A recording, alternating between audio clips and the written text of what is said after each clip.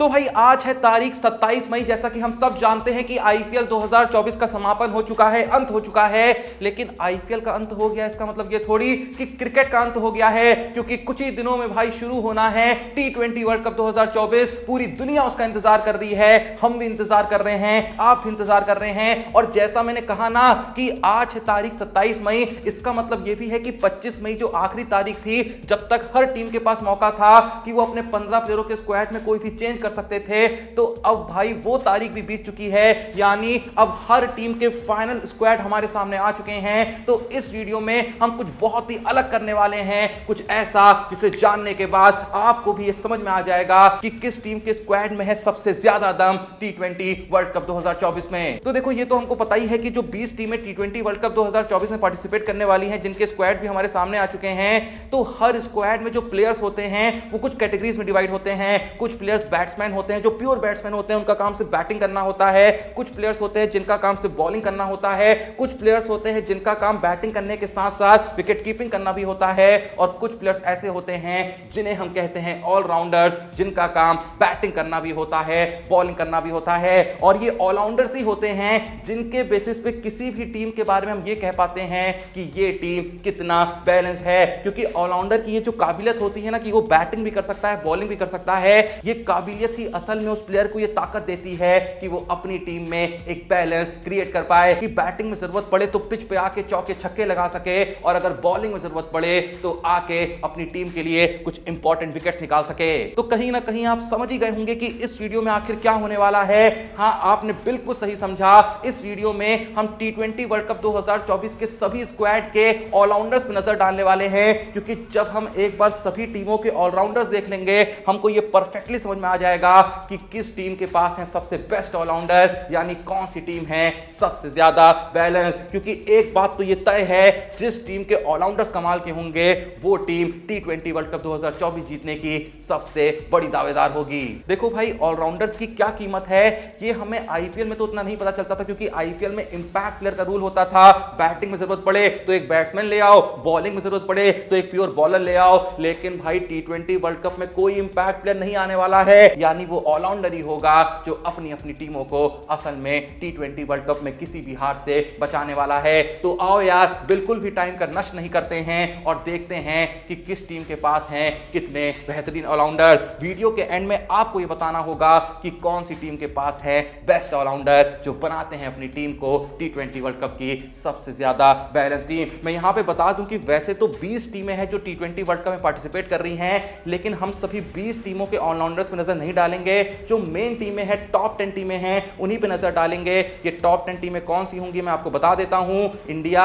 England, Australia, south Africa, Sri Lanka, New Zealand, Afghanistan, West Indies, Bangladesh और पाकिस्तान। देखो, बांग्लादेश को टॉप 10 में रखने में थोड़ा सा मुझको सोचना पड़ रहा था, क्योंकि हाल ही में यूएसए से हार के आए हैं। लेकिन मुझे लगा कि यूएसए के आप बहुत से प्लेयर्स तो वैसे भी नहीं जानते होंगे, तो यूएसए से अच्छा क्यों ना बांग्लादेश के ऑलराउंडर्स बताऊं, उससे आपको जो पूरा गेम है थोड़ा अच्छे समझ में आएगा। तो आओ यार, अब देख लेते हैं कि इन 10 टीमों के ऑलराउंडर्स आखिर कौन कौन हैं। लेकिन जब तक भाई हम इन ऑलराउंडर्स पे नजर डाल रहे हैं, आप लोग जल्दी से जाइए डिस्क्रिप्शन और पिन कमेंट में दिए हुए लिंक से प्रिंस भाई के टेलीग्राम चैनल को ज्वाइन कर लीजिए, व्हाट्सएप पे डीएम कर दीजिए। मैं जानता हूं आप सोच रहे होंगे कि यार आईपीएल तो खत्म हो गई है, अब फैंटेसी टीम बना के क्या फायदा, अब कोई भी प्रेडिक्शन करके क्या फायदा। तो भाई मैंने कहा ना, आईपीएल खत्म हुई है लेकिन T20 वर्ल्ड कप तो आने वाला है ना।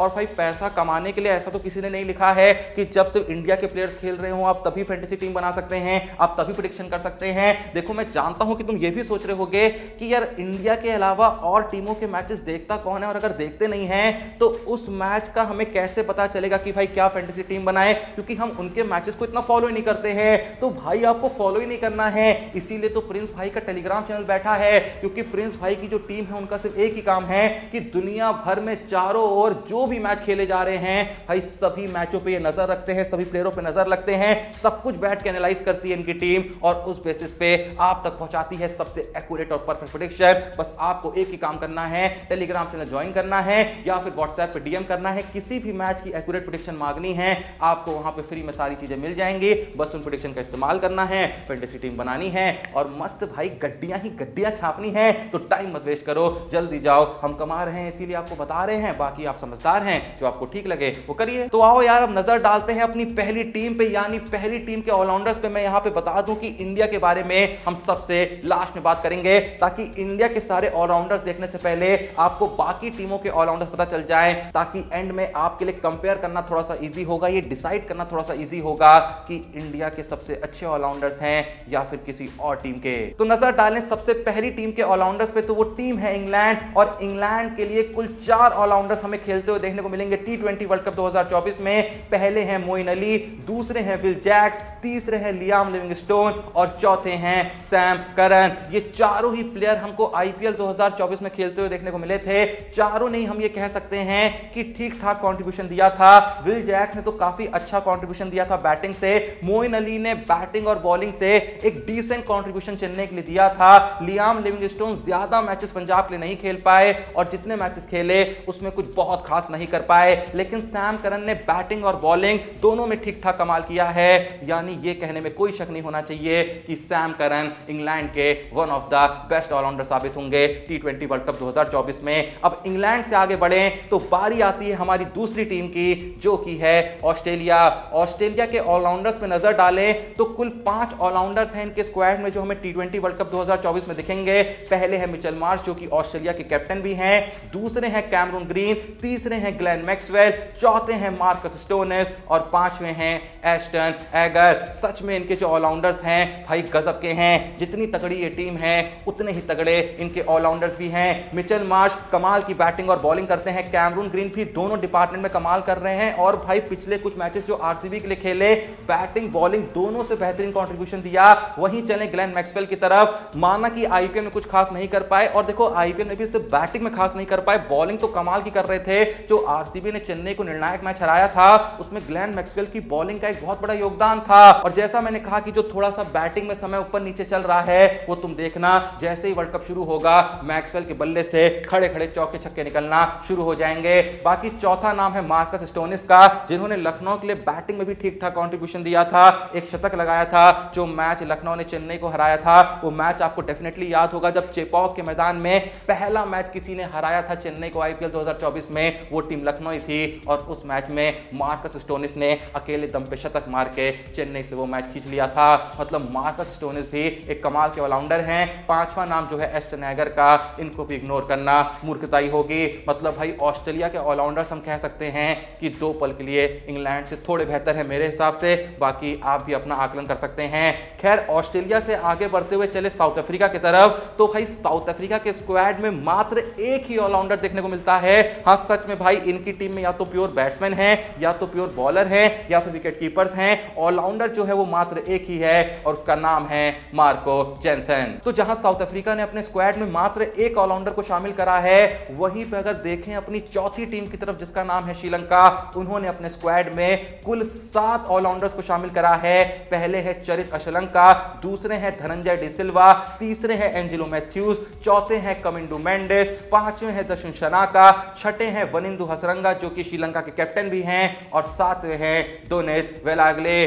बहुत से प्लेयरों का नाम शायद आपने नहीं सुना होगा, या फिर सुना होगा तो उतना इनकी काबिलियत से वाकिफ नहीं होंगे, लेकिन भाई सच में ये जो ऑलराउंडर्स हैं ये पिछले कुछ वक्त में काफी बेहतर हुए हैं। ऐसे में इन ऑलराउंडर्स को भी इग्नोर करना बहुत बड़ी मूर्खता होगी। श्रीलंका से आगे बढ़ते हुए चले अपनी पांचवी टीम की तरफ, तो वो है none other than New Zealand. New Zealand के पास भी कुल 5 ऑलराउंडर्स हैं जो उनके स्क्वाड में शामिल हैं, और भाई सच में कमाल के ऑलराउंडर्स हैं। पहले हैं माइकल ब्रेसवेल, दूसरे हैं डैरल मिचेल, तीसरे हैं जेम्स नीशम, चौथे हैं रचिन रविंद्र और पांचवें हैं मिचेल सैंटनर। इन 5 प्लेयरों में से 3 तो भाई हमें चेन्नई के लिए आईपीएल 2024 में खेलते हुए देखने को मिले थे, जैसे कि डैरल मिचेल हो गए, रचिन रविंद्र हो गए और मिचेल सैंटनर हो गए। उसके अलावा जो 2 प्लेयर हैं वो हमें आईपीएल में तो नहीं दिखे थे, लेकिन भाई ये 2 प्लेयर भी जो है माइकल ब्रेसवेल और जेम्स नीशम, दोनों ही डिपार्टमेंट में अच्छा खासा कंट्रीब्यूशन देना भरपूर तरीके से जानते हैं। खैर न्यूजीलैंड से आगे बढ़ते हुए चले अगर अफगानिस्तान की तरफ, तो अफगानिस्तान के स्क्वाड में भी कुल हमें 6 ऑलराउंडर्स देखने को मिलते हैं। पहले हैं नंगयाल खरोती,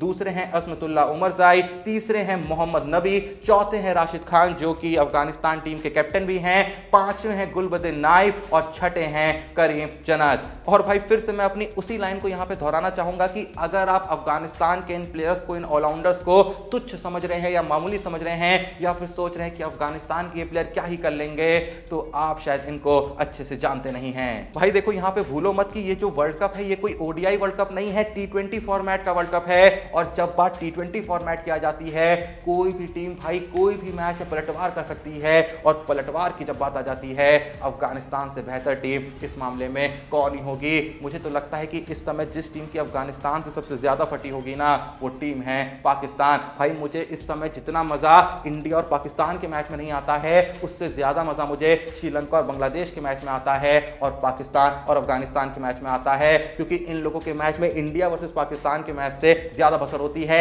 इंडिया पाकिस्तान के मैच में तो आजकल भाई अलग ही दोस्ती देखने को मिलती है। अगर असली टक्कर देखनी है, असल लड़ाई देखनी है, तो भाई मैं तो बांग्लादेश और श्रीलंका का मैच तुमको सजेस्ट करूंगा या फिर अफगानिस्तान और पाकिस्तान का मैच सजेस्ट करूंगा। खैर अब अफगानिस्तान से आगे बढ़ते हुए नजर डालें अपनी 7वीं टीम पे जो की है वेस्ट इंडीज। तो वेस्ट इंडीज के लिए पार्टिसिपेट करेंगे कुल 4 ऑलराउंडर्स T20 वर्ल्ड कप 2024 में। पहले हैं शेरफिन रदरफोर्ड, दूसरे हैं रॉस्टन चेस, तीसरे हैं none other than Andre Russell और चौथे हैं जेसन होल्डर। वेस्ट इंडीज से आगे बढ़े तो अगली टीम है बांग्लादेश, जिनका हाल तो फिलहाल बेहाल चल रहा है, लेकिन ऑलराउंडर्स इनके पास भी ठीक ठाक हैं। कुल 3 ऑलराउंडर्स इनके स्क्वाड में शामिल हैं। पहले है शाकिब अल हसन, दूसरे हैं महमूदुल्लाह और तीसरे हैं मेहंदी हसन। बाकी अब चलें अगर अपनी आखिरी टीम की तरफ, इंडिया से पहले आखिरी टीम, आखिर में तो मैं इंडियन टीम की बात करूंगा। तो भाई पाकिस्तान का नाम आता है यहां पे। पाकिस्तान की तरफ से भी कुल 3 ऑलराउंडर्स हमको T20 वर्ल्ड कप में दिखेंगे। पहले हैं इफ्तिकर अहमद जो कि एक बैटिंग ऑलराउंडर हैं, दूसरे हैं इमाद वसीम जो कि एक बॉलिंग ऑलराउंडर हैं और तीसरे हैं शादाब खान जो कि वंस अगेन एक बॉलिंग ऑलराउंडर हैं। तो अब जहां हमने बाकी टीमों के ऑलराउंडर्स में नजर डाल ली है, अब बारी आती है अपनी इंडियन टीम की। तो इंडिया की तरफ से कुल 4 ऑलराउंडर्स हैं जो हमें T20 वर्ल्ड कप में दिखेंगे। पहले हैं none other than Hardik Pandya, दूसरे हैं none other than Shivam Dube, तीसरे हैं none other than Ravindra Jadeja और चौथे हैं नन अदर देन अक्षर पटेल।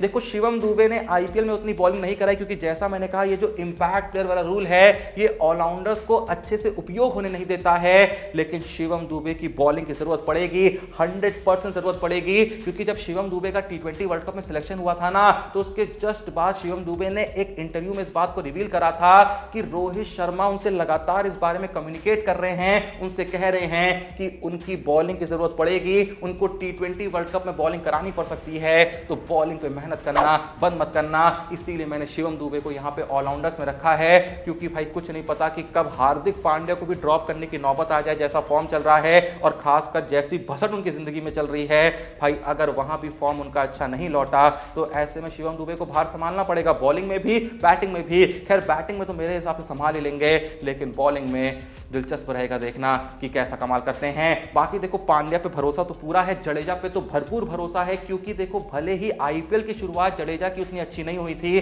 पर जैसे जैसे आईपीएल अपने अंतिम चरण पे पहुंची, जडेजा का फॉर्म बैटिंग और बॉलिंग दोनों में ठीक ठाक लौट आया। और जडेजा भाई ऐसा प्लेयर है ना, तुम चाहे उसको 100 बातें बोल लो, 100 गाली दे दो, लेकिन वो बंदा किसी ना किसी तरीके से हर मैच में अपना कंट्रीब्यूशन दे के ही जाएगा। बाकी बात करें चौथे नाम की जो कि है अक्षर पटेल। भाई अक्षर पटेल खेलेंगे या नहीं खेलेंगे इस पे थोड़ा सा सोचना होगा, लेकिन अगर खेलेंगे तो वो बंदा भी बैटिंग अच्छी खासी अब करने लगा है, बॉलिंग ठीक ठाक देखो कर ही जाता है। ऐसे में अक्षर पटेल भी एक अच्छे ऑलराउंडर साबित हो सकते हैं। तो अब जहां मैंने आपके सामने रख दिए हैं चारों ही टीमों के ऑलराउंडर्स, आप मुझको बताइए कि वो कौन सी टीम है जिसके ऑलराउंडर सबसे बेहतरीन हैं, जिसके ऑलराउंडर सबसे ज्यादा इंपैक्ट छोड़ेंगे T20 वर्ल्ड कप 2024 में। जैसा भी आपका जवाब है कमेंट सेक्शन जरूर बताइएगा।